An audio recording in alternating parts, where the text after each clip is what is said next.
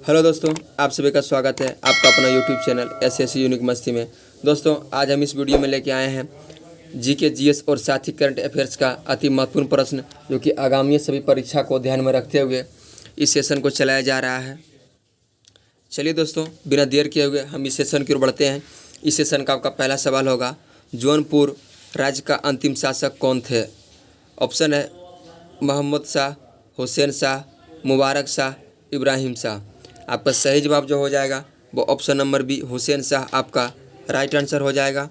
अगला सवाल आपका होगा, सरकी सुल्तानों के शासनकाल में निम्न स्थानों में से किसे पूर्व का सिराज या सिराज ए हिंद कहा जाता था? ऑप्शन है आगरा, दिल्ली, जौनपुर और वाराणसी। आपका सही जवाब जो हो जाएगा वो जौनपुर आपका सही जवाब हो जाएगा। जो सुल्तानत दिल्ली सल्तनत या सुल्तानों के शासनकाल में आपका पूर्व का सिराज या सिराज ए हिंद को जौनपुर को कहा जाता था। अगला सवाल आपका ये है, कृष्णदेव राय के दरबार में अष्टदिग्गज कौन थे? कृष्णदेव राय के दरबार में अष्टदिग्गज कौन थे? ऑप्शन है 8 मंत्री, 8 तेलुगु कवि, 8 महान सेनापति और 8 परामर्शदाता। आपका सही जवाब जो होगा वो ऑप्शन नंबर बी 8 तेलुगु कवि अष्टदिग्गज, यानी अष्टदिग्गज जैसे आ गया अष्टदिग्गज मतलब 8 हो या जो भी हो, मंत्री हो, तेलुगु कवि हो, महान सेनापति हो या परामर्शदाता हो, जो भी हो वो अष्ट मतलब 8 उसमें व्यक्ति होगा। वो अष्ट व्यक्ति यानी कृष्णदेव के दरबार में आपका अष्ट यानी 8 तेलुगु कवि रहते थे। अगली सवाल आपका हो जाएगा, विजयनगर के किस शासक को आद्र पितामह भी कहा जाता है?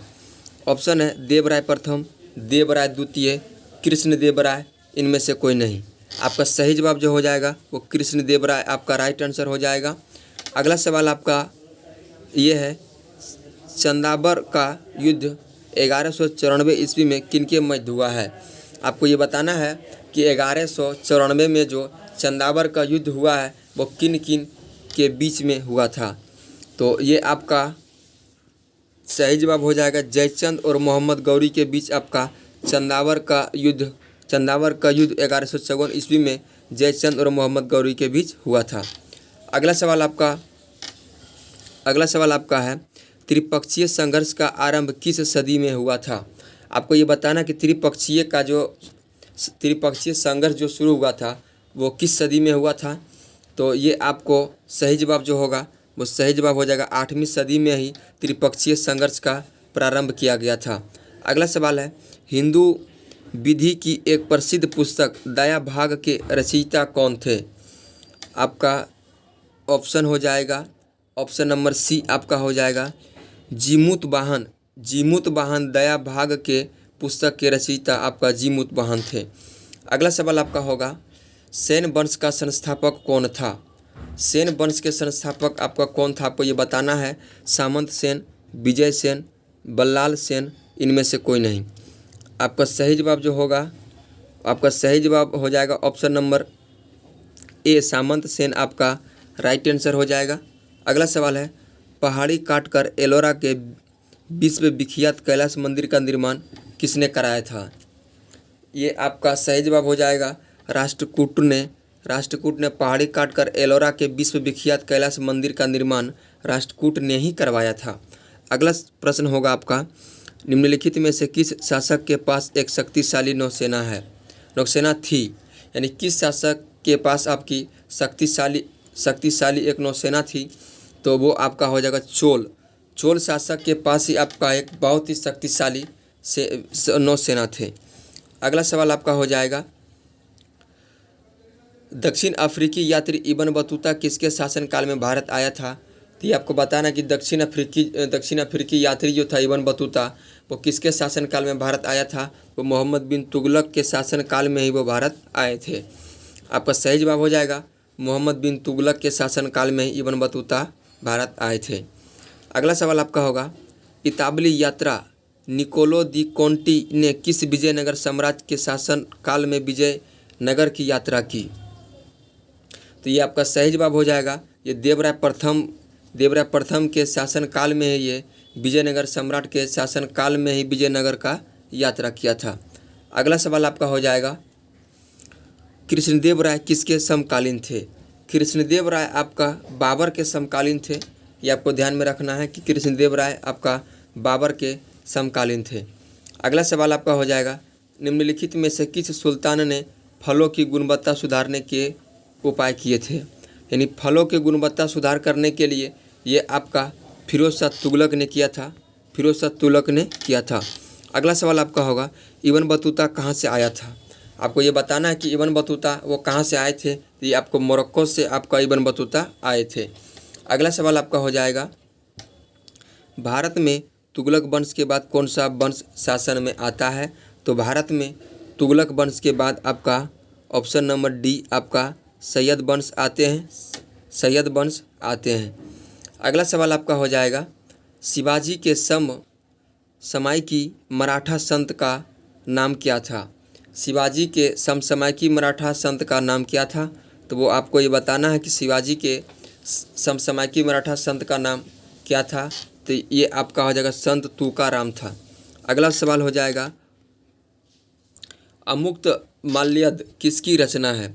अमुक्तमाल्यद किसकी रचना है? आपको ये बताना है। ये कृष्णदेव की एक रचना है जिसका नाम था अमूल्यमाल्यद। ये ध्यान में आपको रखना है कि कृष्णदेव की एक रचना है, वो रचना का नाम है अमूल्यमाल्यद। अमुक्तमाल्यद आपका सही जवाब हो जाएगा ऑप्शन नंबर बी। अगला सवाल आपका होगा, निम्नलिखित में से उस शासक का नाम क्या है जिसने विजय स्तंभ का निर्माण कराया? विजय स्तंभ का निर्माण किसने कराया वो आपको शासक का नाम बताना है। तो वो विजय स्तंभ का निर्माण आपका राणा कुंभा ने करवाया था। अगला सवाल आपका है, बाबर ने तुजुक-ए-बाबरी नामक अपने संस्मरण किस भाषा में लिखे थे? बाबर ने तुजुक-ए-बाबरी का संस्मरण जो था वो किस भाषा में लिखा था आपको ये बताना है। तो ये आपको ऑप्शन नंबर सी तुर्की भाषा हो जाएगा। बाबर ने तुजुक-ए-बाबरी अपना तुर्की भाषा में लिखा था। अगला सवाल आपका हो जाएगा, महाभारत का फारसी में अनुवाद किसने किया था? महाभारत का जो फारसी में अनुवाद किया था तो वो आपका ऑप्शन नंबर ए बदायूनी ने आपका महाभारत को फारसी में अनुवाद किया था। अगला सवाल आपका हो जाएगा, किस मुगल शहंशाह ने तंबाकू प्रयोग के लिए निषेध किया था? तो ये आपका हो जाएगा जहांगीर ने ही तंबाकू के प्रयोग के लिए प्रतिबंध लगाया था। यानी तंबाकू को प्रयोग करने से ये रोक लगाए थे। अगला सवाल आपका हो जाएगा, किस मुगल शहंशाह ने मुगल राजधानी आगरा से दिल्ली स्थानांतरित किया था? यानी आगरा से दिल्ली, वो राजधानी अपना आगरा था पहले, उसे दिल्ली ट्रांसफ़र कर दिया गया है। तो ये आपका हो जाएगा शाहजहां ने ही आगरा से अपना राजधानी दिल्ली ट्रांसफ़र कर लिया था।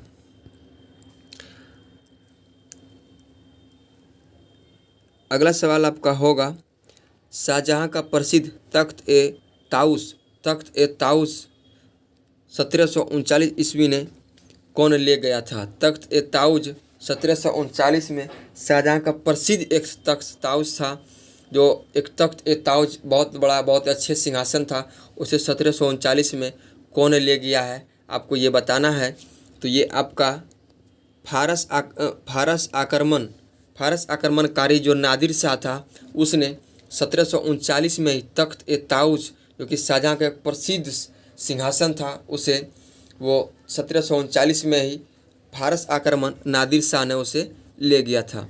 अगला सवाल है आपका, मोती मस्जिद निम्न में से किस नगर में स्थित है? मोती मस्जिद जो आपका दिल्ली में है, मोती मस्जिद जो आपका है वो किस नगर में स्थित है? ये नगर का नाम आपको बताना था। ये आगरा में स्थित है, दिल्ली में नहीं है, सॉरी दोस्तों, ये आपका आगरा में स्थित है मोती मस्जिद। जामा मस्जिद आपका दिल्ली में है, जामा मस्जिद आपका दिल्ली में है। अगला सवाल आपका हो जाएगा, शेर खान ने हुमायूं को 1539 तथा 1540 के क्रमशः किन दो स्थानों पर पराजित किया था?